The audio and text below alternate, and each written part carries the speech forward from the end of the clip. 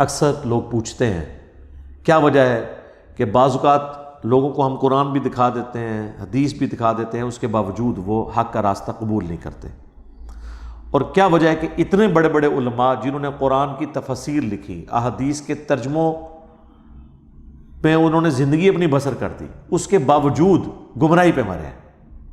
انہیں نہیں پتا تھا قرآن و سنت میں کیا لکھا ہوا ہے۔ ایک تو وہ بابے ہیں نا جو صرف شعر و شاعری کرتے رہے، ان کو تو واقعی نہیں تھا پتا قرآن و سنت میں کیا لکھا ہے، لیکن جو قرآن کی تفسیریں لکھ کے گئے، قرآن کے ترجمے کر کے گئے، حدیث کی کتابوں کے ترجمے کیے، ترجمہ کرنے سے پہلے بھی وہ بریلوی تھے، ترجمہ کرنے کے بعد بھی بریلوی رہے، ترجمہ کرنے سے پہلے بھی وہ اہل حدیث تھے یا شیعہ تھے یا دیوبندی تھے، اور بعد میں بھی وہی رہے، ان کے اندر کوئی چینج نہیں آئی۔ ویسے بعض لوگوں میں آ بھی گئی، علامہ وحید الزمان جو تھے وہ دیوبندی تھے، بخاری کا ترجمہ 1920 میں کیا تو اہل حدیث ہو گئے، بعض میں آ بھی جاتا ہے چینج، لیکن یہ ایک ہی مثال ہے میں آپ کو جو 100 سال کی تاریخ میں پیش کر رہا ہوں۔ اکا دکا لوگ ہیں،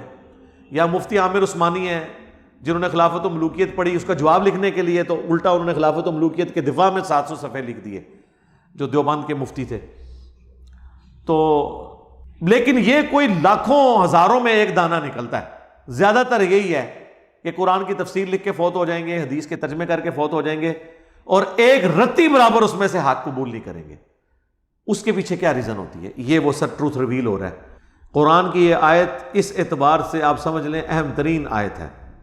سورہ الانعام کی آیت نمبر 110، وَنُقَلِّبُ أَفْئِدَتَهُمْ وَأَبْصَارَهُمْ، ہم پھیر دیتے ہیں لوگوں کے دلوں کو اور آنکھوں کو حق بات قبول کرنے سے۔ یہ اللہ اپنی طرف منسوب کر رہا ہے کہ میں ہی نہیں قبول کرنے دیتا۔ سورۃ الانفال میں بھی آیا کہ اللہ اور اس کے رسول کی دعوت پہ لبیک کہا کرو۔ یاد رکھو اللہ تعالیٰ دل اور بندے کے درمیان بعض اوقات حائل ہو جاتا ہے اور بات سمجھ ہی نہیں آتی، اسی کو میں کہتا ہوں گیئر الٹا لگ جاتا ہے، جو سورۃ الاعراف میں آیا کہ پھر یہ حالت ہو جاتی ہے جب ہدایت کا راستہ دیکھتے ہیں اسے گمراہی سمجھنا شروع کر دیتے ہیں، اس وجہ سے اسے چھوڑ دیتے ہیں اور گمراہی کو ہدایت سمجھنا شروع کر دیتے ہیں، اسے ایکسیپٹ کر لیتے ہیں۔ یہ بڑا خطرناک معاملہ ہے۔ اسی کو کہا گیا ختم اللہ علی قلوبہم وعلی سمعہم وعلی ابصارہم، ان کے دلوں پر، آنکھوں پر، یعنی دل سے مراد عقل، چاہے دماغ ہو یا دل، کوئی بھی چیز، کیونکہ لٹریچر کی زبان میں قرآن بات کرتا ہے، اللہ تعالیٰ کی طرف مہر لگ جاتی ہے۔ ہم پھیر دیتے ہیں ان کے دلوں کو، ان کی عقل کو، ان کی آنکھوں کو حق بات قبول کرنے سے، کما لم یؤمنوا بہ اول مرہ، جس طرح انہوں نے بھی تو حق قبول کرنے سے انکار کر دیا تھا جب پہلی دفعہ انہیں یہ پتا چل گیا تھا کہ یہ بات ٹھیک ہے۔ ایسے ہو جاتا ہے۔